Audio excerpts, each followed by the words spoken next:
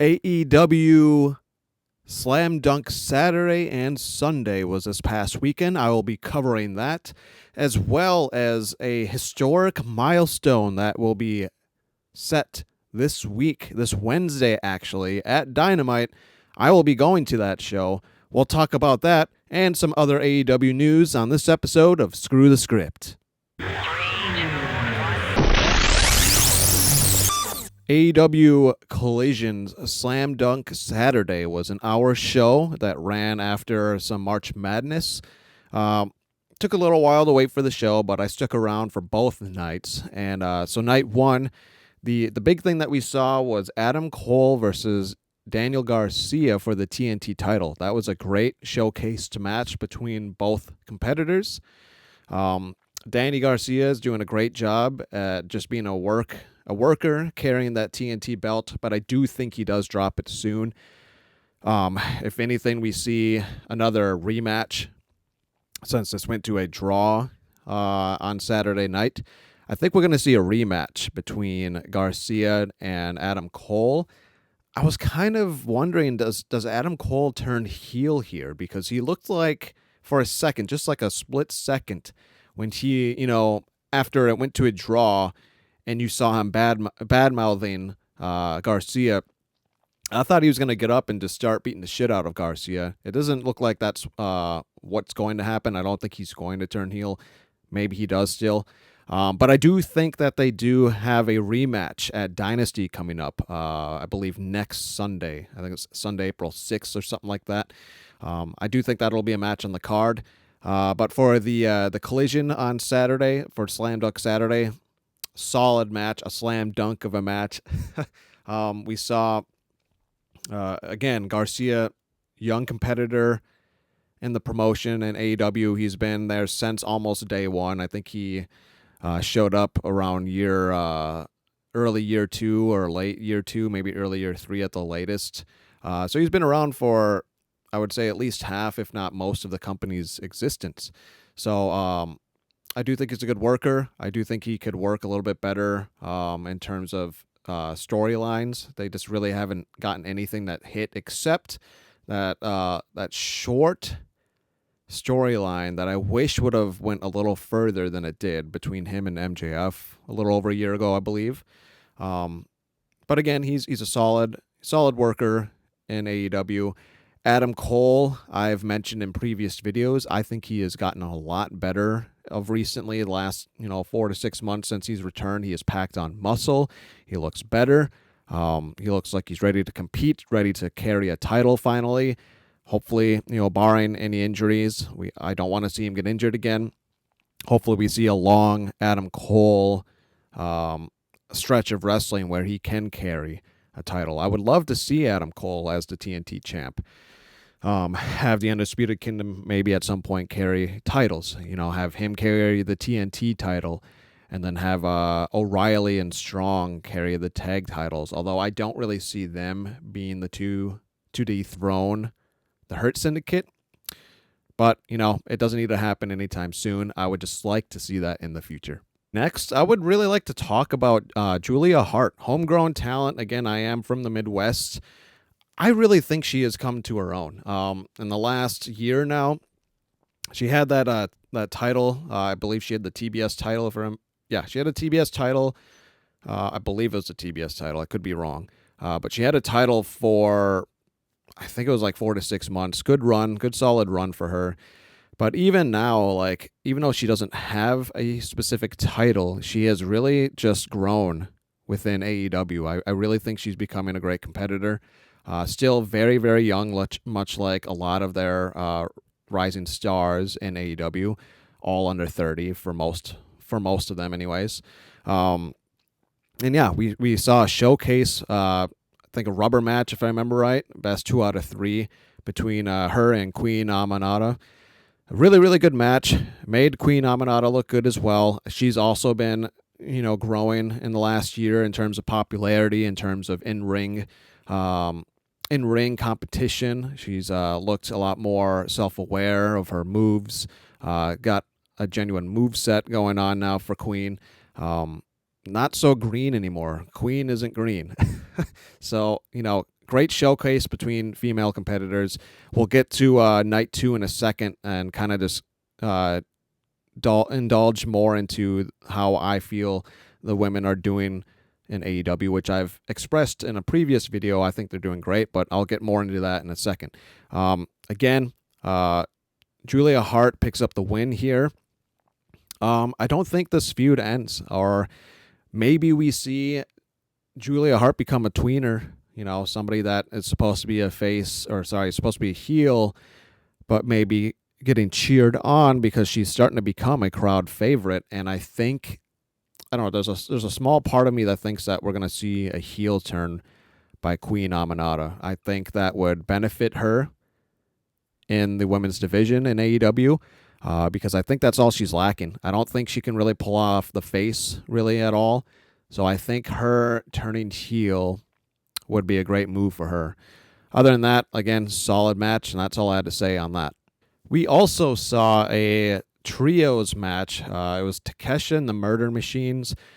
I do like the Murder Machines. They are different from the norm in AEW. A lot of tag teams, pretty much all tag teams in AEW, are, smaller, undersized guys or mid-sized guys. But, you got a dominant tag team now other than the Hurt Syndicate that are two big dudes. And I really think that they're moving up in the ranks.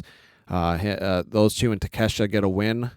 And so I would like to see them get a title shot at some point. Maybe it will be at Dynasty. I'm not too sure. Takesha, on the other hand, he's playing the part well. He's playing the part of being just, enraged, pissed off that he lost his title. And he is just plowing through guys, and I love it. It's not him losing the title has not slowed down the train for Takesha. That is still full steam ahead. I do think in 2025, now that he has dropped that title, he does work his way up to the main AEW title ranks. And at some point in 2025, I do see him challenging for the AEW championship. I don't think it'll be against Moxley. I do think at some point, hopefully at some point, we see Moxley drop that title this year. And then at some point in the future, we get Takesha that's finally going to be going in for that main title picture. Although we have a lot of guys that are calling their shots, the Owen Hart Cup that's going to be starting. We got Ospreay, I think Fletcher, Jay White, Takesha, I believe, if I'm not mistaken, and others that are calling their shots, going for that. I think it's going to be insanely good. I think this year's, it's basically their road to WrestleMania, kind of in a sense. All In very much it's starting to feel like their WrestleMania every year, although it happens in the summer, so maybe it's their SummerSlam. I don't know if you can compare 1-to-1 just because of the season that it's in, but just the way that this is slowly building throughout AEW on both shows, on both Dynamite and Collision. You're seeing top talent calling their shots for Moxley or for Swerve, whoever's going to walk away as champ later on with that match. I'm really excited to see it. I do think Takesha, if he doesn't make it all the way to a title shot, he's going to get showcased really well. He is one of my favorites in AEW, has been for a good year now, and I hope for the best for 2025 for Takesha. Not much is needed to be said about the Max Caster Open Challenge. I do think it's a really funny gimmick that's been running for a little over a month now. I think it's exciting every week that he is showcased with this little gimmick to see, hey, who steps up to him? Who's going to be the next person to beat his ass into the ground? I am hoping that at some point while he is doing this, we get a returning Wardlow. I've been wondering. I know that he's dealt with, I should say, numerous injuries in the last year and a half. So I do hope that we get Wardlow back. He's a great big man in the company. I would love to see him back on television weekly. I would hope to see him. Josh Alexander is having visa issues, if I'm not mistaken. So that's why we have yet to see him on AEW television. I'm sure he'll be in the company soon. And I would like to see him, answer the Max Caster Open Challenge. I think it's a really fun storyline. I think it's going somewhere down the line where at some point, maybe Anthony Bowens is dealing with a slight injury. I'm not too sure. Maybe he's just taking some time off. I think at some point during this little gimmick storyline, you see Bowens come out and challenge him and beats him. And maybe that starts a feud between the two of them. Or maybe Caster beats him and by cheating, something. And then maybe those two, get in a feud for a little while. I do hope at the end of this, maybe this is just wishful thinking. I hope at the end of this they get back together. I think the Acclaimed was the hottest tag team, I would say, from like 2021 or maybe 2022 to 2023, somewhere in that area. They were so fun, and I miss it. I really do. So I think, although this is fun, it's not going to go anywhere if they're going to just keep doing this gimmick. Maybe they're going to try and have Anthony Bowens do a singles run. I'm not quite sure, but I do think that this will ultimately lead to an in-ring feud between the two of them. And, maybe they settle their differences eventually and realize, hey, we're not good on our own. We're best as a tag team. And then they reunite somewhere in the distance. That's my prediction. That's my early prediction on where I think this is going. So night 2, not as good as night 1 overall. We saw a tag team main event. That was the highlight of the night. We saw Hologram and Commander with their new tag team name. I forget what it was, but something, I think it translates to Titans of the Air, something like that. Really, really good. I feel like this is just Tony Khan's way of remaking the Lucha Bros, which I'm not a huge fan of. I could just be overthinking it. Maybe he's not doing that. But with the loss of Penta and the news that Rey Fenix has signed with WWE, that was confirmed a few days ago, I think he's desperate to really reconnect the fans with luchador wrestling and get a solid tag team out of luchadors. And if that's the plan, that's the plan. I'm not going to say it's the wrong idea. I just think maybe it's kind of, redundant. They've had these guys for a while anyways, but hey, I do like that they are a tag team. I think they do really well together. It was a very, very fun tag team match that showcased this Sunday night show with them getting the win at the end. They had a fun, I would call that their tag finisher. You saw, what does he call it? Hologram hit the portal bomb, I think is what he calls it. And then Commander off the top rope does, I think he did a 450 or maybe just like a swanton. I can't remember exactly how he finished it, but I think they're a good tag team. They're young. Well, at least Hologram, I believe, is young. He's 26, 27. I think Commander's a little bit older than me, mid-30s. Solid tag team, though. Solid tag team match. Harley Graham. Yeah, I'm talking about you. Hey, you're fun. You're really funny. I think that you deserve better, though, not just as Harley Graham. Harley Cameron, you are the same person, right? She's not going to tell me. All right, well. Anyways, Harley Graham's a lot of fun. Harley Cameron was showcased. She had picked up a win, which I'm glad to see. I was kind of worried for a minute that she was just going to get lost in the shuffle after her loss to Mercedes, but I think not. I think she's going to work her way back up, like I've stated before, and have a solid 2025 and maybe collect a title at some point. We also saw Bandito showcased in a match and picks up a win. I also think he deserves better. I really think he deserves different entrance music. It doesn't fit his character at all. That's really all I had to say about that. Bandito, he deserves better. He's a great luchador. I hope to see him have something else in 2025 other than being in the Jericho vortex. I cannot stand the learning tree. Please, Jericho, just end the learning tree. If you're going to be a mentor, be just a mentor of a single competitor and not focus yourself. See, the weird thing that I don't like about what Jericho is doing, he is a Hall of Famer, yes. Great wrestler for decades. Great on the mic. I will give him his flowers there. But the last year now, this learning tree stuff is very rinse, wash, repeat, really, with his other tag teams that he's had in AEW. But really, this one just feels like it's just so draining because he still, in a way, makes himself the center of attention. It's really what it is. That's the best way I can describe it. He feels like the center of attention, no matter what little like faction that he makes that tries to boost other competitors. I will say it has helped Big Bill.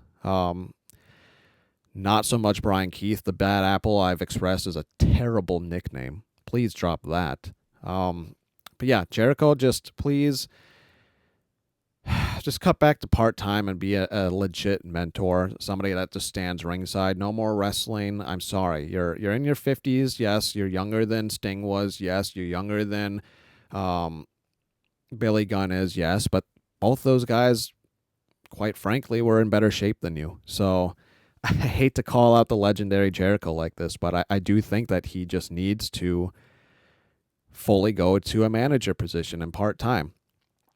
Because of how he has treated the learning tree. It worked when he first started and he had the Inner Circle. The Inner Circle, they were great. They were a fun, energetic, and comedic group that got shit done on top of that. But that was for almost 5 years ago now. We now see, almost mid-50s Jericho, who is much slower in the ring, and he just feels like the center of attention when the spotlight should be on Big Bill and Brian Keith, when they just feel like afterthoughts. So that's my thought on that. And then we saw the Death Riders, or I should just say Claudio, Pac, and Yuta defend those titles. I've expressed before my dislike for the Death Riders. I liked them early on, but now that there's nothing really coming from this, no Shane McMahon, it doesn't seem like. Well, I will touch on something in a second with the AEW news on that, but I just want the Death Riders to disband, and that's all I have to say on that. So the AEW news that I wanted to get at, that I said I was going to touch on in a second, I am going to the St. Paul show at the legendary Roy Wilkins Auditorium this Wednesday. I will be doing a review and posting that. It'll probably be posted sometime Thursday. I'm not quite sure how I'm going to do it between going to the show and then recording and all that stuff. I don't have things going on Thursday and Friday. I'm free. I took time off for that. So I'll have the review up at some point Thursday. But interesting enough, this episode of Dynamite that I will be attending is 286, which is actually the same amount of episodes that WCW Nitro lasted. And even more interesting enough, it's on the same exact date of March 26th. So that is, coincidence, probably just coincidence. But to re-speculate the Shane McMahon stuff, if at ever he was even going to be a part of the company, a part of AEW, it would be at this show, or maybe Dynasty and All In. That is it. If it's not any of those three things, I'm fully dropping any sort of shred of hope that I have, it is a shred. It is like 0.5% at this point.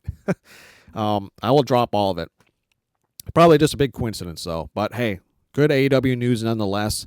For all the haters out there that want to hate on, AEW and say, it's a failed company, it's going to fail. It is not. AEW is going nowhere.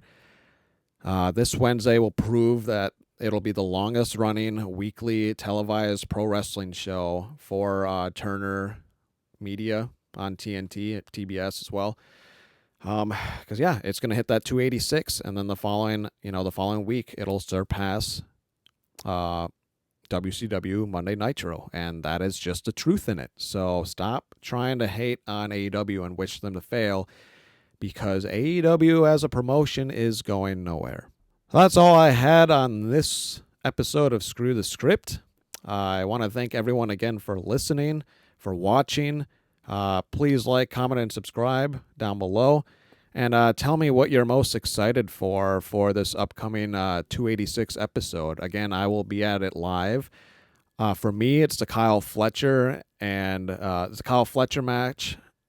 And I would love to see Kenny Omega live again, so I'm really looking forward to that.